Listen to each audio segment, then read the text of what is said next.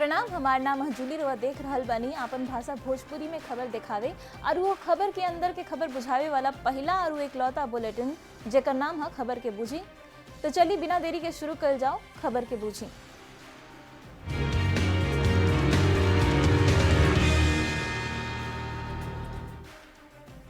चिराग पासवान बिहार विधानसभा के चुनाव लड़ी हैं। ई बात अब लगभग साफ हो चुकल बा। अब उनका खातिर सीट के तलाश हो रहल बा जहां से उनका के चुनावी मैदान में उतारल जाई। एलजेपी आरवी पहले ही इशारा कर चुकल बा कि चिराग पासवान शायद शाहबाद के कोनो सीट से चुनाव लड़ सकत बाड़े। और अब चिराग 8 जून के मतलब रविवार के रमना मैदान में सभा करे वाला बाड़े। आरा के रमना मैदान से जेकरा पर अब सियासत गरमा गइल बा।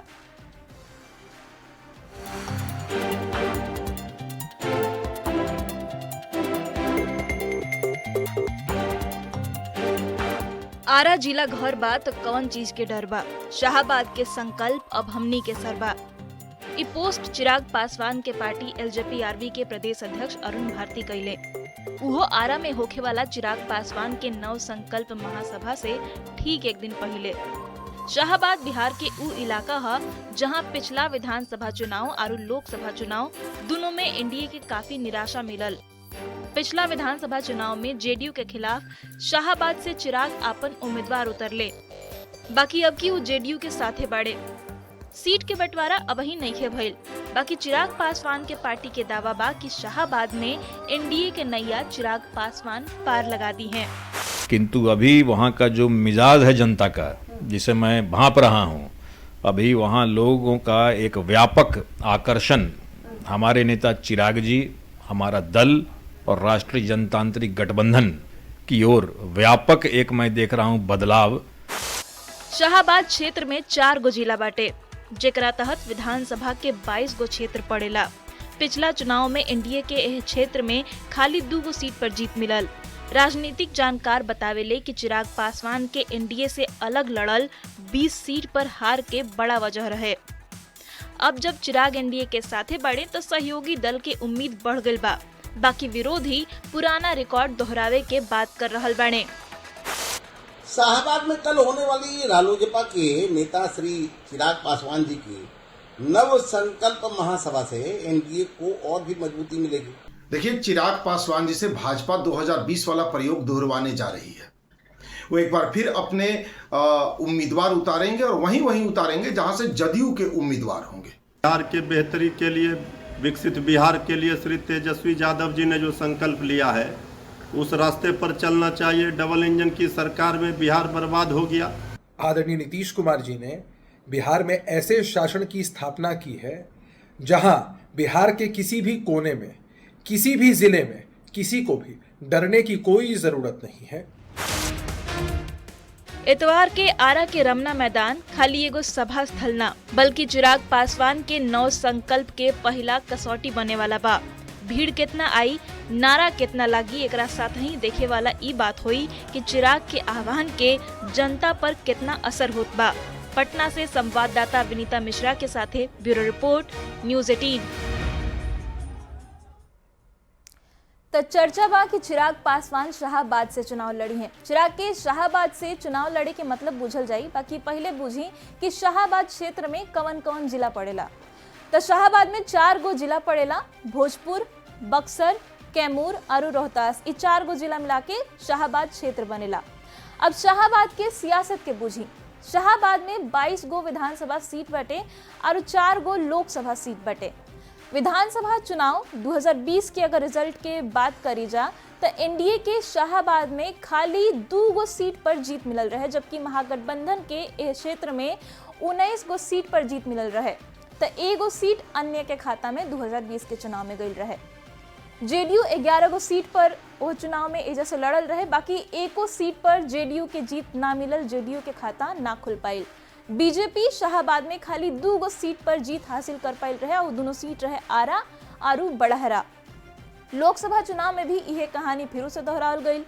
एनडीए चारों में से 4 सीट हार गई। जो 4 गो लोकसभा के सीट रहे सब पर एनडीए के हार भइल। तब महागठबंधन 4 सीट जीत गई। अब बुझी कि शाहबाद से चिराग पासवान चुनाव लड़े के काहे इच्छा रखता रहे। शाहबाद में एनडीए के प्रदर्शन काफी कमजोर रहल बा, जिससे कि हमनी के देखनी जा लोकसभा और विधानसभा के नतीजा। लोकसभा और विधानसभा के रिजल्ट शाहाबाद में अच्छा ना रहे एनडीए के।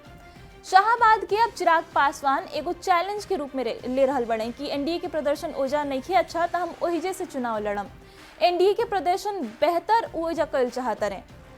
प्रदर्शन अगर एनडीए के शाहाबाद में सुधर गई तो चिराग पासवान के कद अपना आप बढ़ हो जाए। पार्टी की ओर से चिराग पासवान के लगातार प्रमोट कल जा रहल बा। पार्टी के नेता चिराग पासवान खातिर बिहार में बड़ भूमिका के मांग लगातार कर रहल बाड़े। अब बयान से तनी खबर के बूझ ली। चिराग पासवान कह रहल बाड़े कि बिहार में मुख्यमंत्री पद के कोनो वैकेंसी नहीं खे, उनका सीएम पद के कोनो लालसा नहीं खे, वो मुख्यमंत्री नईखन बनल चाहत। तो उनकरे पार्टी के सांसद और प्रदेश अध्यक्ष अरुण भारती कह रहल बने कि बिहार के जहां तक नीतीश कुमार लेके आयल बने, अब ओहिजा से बिहार के आगे ले जाए खातिर एगो युवा शक्ति के जरूरत बाटे जैसे कि चिराग पासवान।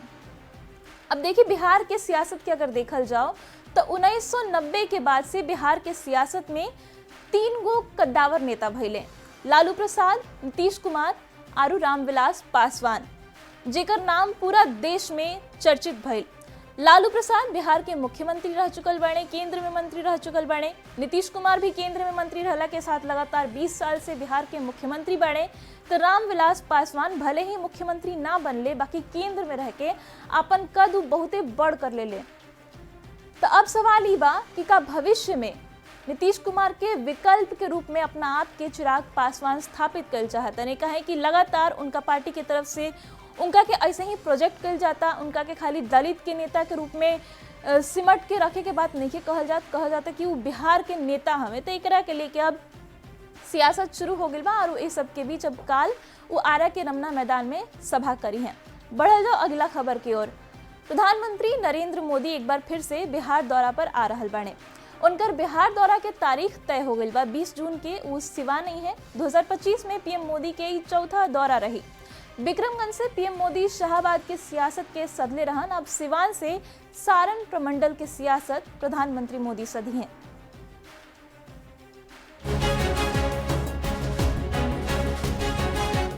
बीस जून 2025 यह तारीख तय भइल बा प्रधानमंत्री नरेंद्र मोदी के अगला बिहार दौरा खातिर। 20 जून के प्रधानमंत्री नरेंद्र मोदी बिहार के सिवा नहीं है। यह बात की जानकारी खुद बिहार बीजेपी के अध्यक्ष दिलीप जायसवाल दहलन। 20 जून को माननीय प्रधानमंत्री जी सिवान की धरती पर आ रहे हैं। माननीय श्री नरेंद्र मोदी जी का कार्यक्रम 20 जून को सिवान के धरती पर होगा और सिवान के धरती पर बिहार को वो फिर से सौगात देने आ। एकरा पहले मई के आखिरी 2 दिन पीएम बिहार में ही रहले, जबकि सिवान दौरा चुनावी साल में पीएम मोदी के चौथा बिहार दौरा होगी। मई में भइल अपन 2 दिन के दौरा के दौरान पीएम मोदी बिहार के 50,000 करोड़ से ज्यादा के योजना के सौगात दहले।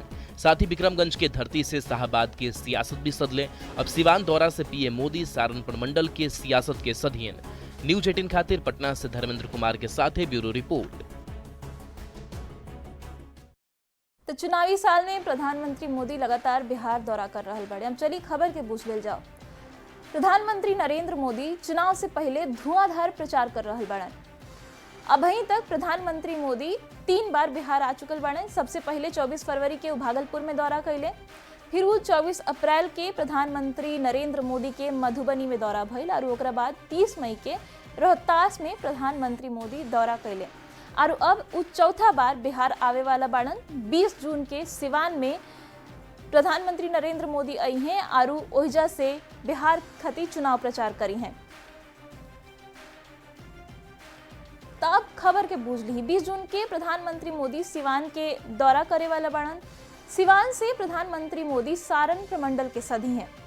अब की अपन दौरा से प्रधानमंत्री मोदी सारण प्रमंडल के साधे वाले बाड़न, जेकरा में 3 गो जिला आवेला, सारण, सिवान और गोपालगंज।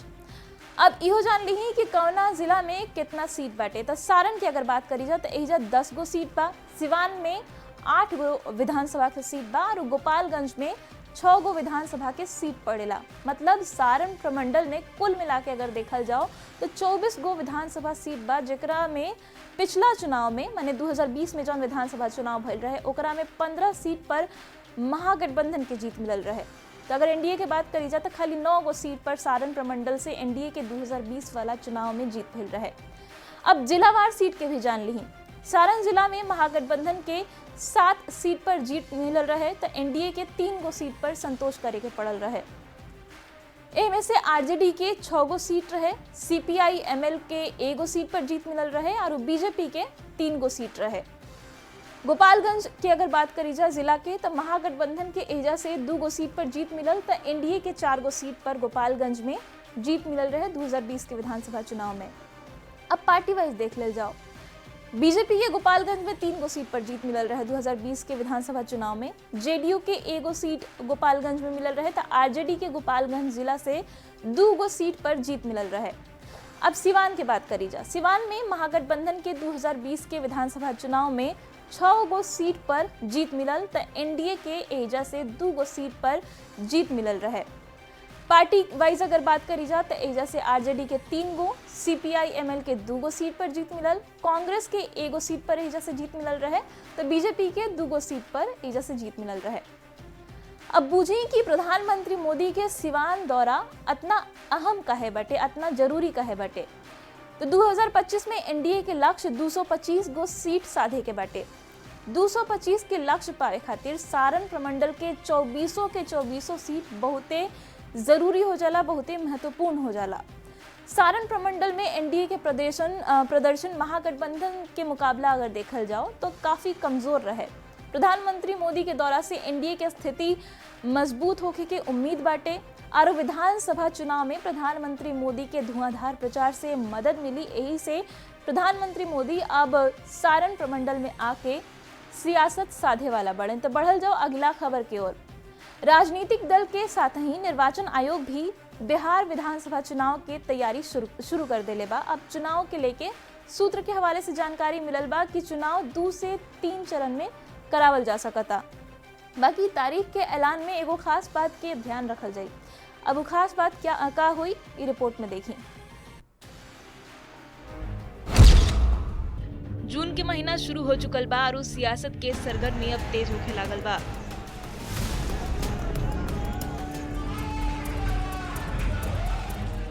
अब से महज 5 महीना में राज्य के तकदीर फिर से जनता के हाथों लिखल जाई। यही साल अक्टूबर नवंबर में बिहार विधानसभा के चुनाव होखे वाला बा। सूत्र से मिलल जानकारी के मुताबिक अब की बार बिहार विधानसभा चुनाव 2 से 3 चरण में करावल जाई। हालांकि तारीख के ऐलान के पहले एगो आरू पहलू पर नजर रही, वह त्योहार के कैलेंडर।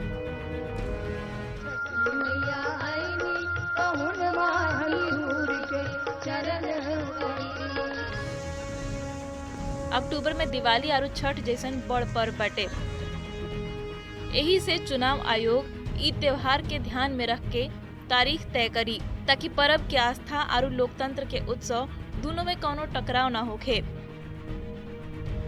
राज्य में चल रहे चुनाव के तैयारी के जायजा लेवे खातिर मुख्य निर्वाचन आयुक्त ज्ञानेश कुमार जल्दी बिहार आई हैं। एक खबर के अइला के बाद राजनीतिक दल भी हरकत में आगल बढ़े। जब भी चुनाव होगा राष्ट्रीय जनता दल इंडिया गठबंधन बिहार में तैयार है पूरी तरह से, और बिहार की जनता भी तैयार है तेजस्वी सरकार बनाने के लिए। 3 फेज में संभवतः बिहार में चुनाव होगा और निश्चित रूप से इस चुनाव में मतदान प्रतिशत भी बढ़ेगा और बहुत बड़ी जीत के साथ एनडीए इस बार प्रचंड बहुमत के साथ कम से कम 225 सीट के साथ पूर्ण सरकार बनाने जा रहा है। हम सभी राजनीतिक दल के लोग भारतीय निर्वाचन आयोग के चुनाव कार्यक्रम के अनुसार चुनाव में हिस्सा लेने के लिए तैयार हैं, तत्पर हैं। बिहार विधानसभा के कार्यकाल 22 नवंबर 2025 के खत्म होखे वाला बा। ओकरा पहले राज्य के 243 को सीट पर नया विधायक के चुने के बाटे। समय के रेत अब मुट्ठी से फिसल रहल बा। हर दल, हर नेता और हर वोटर के निगाह अब निर्वाचन आयोग पर बाटे। पटना से संवाददाता शैलेंद्र के साथ ब्यूरो रिपोर्ट न्यूज़ 18। तो बिहार चुनाव के लेके निर्वाचन आयोग एक्टिव हो गई बा। जून के महीना में निर्वाचन आयोग के टीम बिहार आवे वाला बा। अब सवाल बा कि बिहार में चुनाव आखिर कब हुई। तो सूत्र बता रहल बाड़े कि बिहार में अक्टूबर और नवंबर के महीना में चुनाव हो सकता। मतलब अक्टूबर लास्ट और नवंबर शुरुआत के बीच चुनाव करावल जा सकता। सूत्र से मिलल जानकारी के मुताबिक यह विधानसभा चुनाव में मतदान 2 से 3 गो फेज में करावल जा सकत बा। चूंकि अक्टूबर में ही इस साल दिवाली और छठ के त्योहार भी पड़े वाला बा, जेकर महत्व बिहार में कितना बा ये सभे जानता कि छठ खातिर लगातार ट्रेन भर भर के बिहार जाला आ सभे अपन घरे पहुंचेला। यही से चुनाव के तारीख तय करे में ये सब बात के ध्यान रखल जाई ताकि केहू के परब मनावे में कोनो दिक्कत ना होखे। पिछला चुनाव की अगर बात करी जा तो 25 सितंबर के विधानसभा 2020 के चुनाव के ऐलान भइल रहे। 2020 में पहला चरण के चुनाव 28 अक्टूबर के भइल रहे। दूसरका चरण के चुनाव 3 नवंबर के भइल रहे और तीसरका चरण के चुनाव 2020 में 7 नवंबर के करावल गइल रहे, जबकि चुनाव के नतीजा 2020 में 10 नवंबर के आयल रहे। 2020 के चुनाव में पहला चरण में 71 सीट पर चुनाव भइल रहे। दूसरका चरण की अगर बात करी जा तो 2020 में 94 गो सीट पर दूसरका चरण में वोटिंग करावल गई और तीसरका चरण में 78 गो सीट पर मतदान करावल गई रहे। अब यो जान ली कि 2020 के चुनाव में केकरा कितना सीट मिलल रहे। तो अगर नंबर की बात करी जा तो 2020 में सबसे बड़ पार्टी बन के उभरल रहे राष्ट्रीय जनता दल माने कि आरजेडी के 75 गो सीट पर 2020 विधानसभा चुनाव में जीत मिलल रहे। भारतीय जनता पार्टी आरजेडी से खाली 1 गो सीट कम जीतल रहे, मतलब कि 74 गो सीट पर बीजेपी के जीत मिलल रहे, जबकि जनता दल यूनाइटेड के 43 गो सीट पर खाली संतोष करे के पड़ल। कांग्रेस की बात करी जा तो 19 गो सीट पर कांग्रेस खाली जीत पाइल रहे। चिराग पासवान के पार्टी एलजेपी के 1 सीट पर जीत मिलल रहे और अन्य के 31 गो सीट पर जीत मिलल रहे, जेकरा में लेफ्ट के पार्टी भी शामिल बाड़ी सन। बता दी कि बिहार में कुल 243 गो सीट बा और बहुमत के मैजिक नंबर बा 122, मतलब 122 सीट जीत के बिहार में सरकार बनावल जा सकत बा। 2020 में एनडीए 125 सीट जीत के फिर उसे सत्ता में वापसी कैले रहे, जबकि महागठबंधन के खाली 110 सीट पर समझौता करे के पड़ल। आज के तारीख में अगर विधानसभा के अंदर नंबर गेम की बात कल जाओ तो एकरा के बूझ ली। फिलहाल बीजेपी के भी 80 गो सीट बा, जेडीयू के 45 गो, हिंदुस्तानी अवाम मोर्चा के 4 गो सीट बा, जबकि 2 गो निर्दलीय विधायक अभी विधानसभा में बाड़े। मतलब एनडीए के 131 सदस्य के समर्थन अब की बा, जबकि विपक्ष की अगर बात करी जा तो आरजेडी के पास 77 गो सीट बा, कांग्रेस के पास 19 गो विधायक बाड़े, लेफ्ट के भी 15 गो विधायक बाड़े, जबकि ओवैसी के एआईएम के 1 गो विधायक अभी सदन में मौजूद बाड़े। तो ई कुल गणित हटे अभी जो मौजूदा स्थिति बा, जो नंबर गेम बा विधानसभा में। बढ़ल जाओ अगला खबर की ओर। तो खबर के बूझी में अभी खातियत ने बाकी न्यूज़ 18 बिहार झारखंड पर खबर के सिलसिला लगातार जारी बा।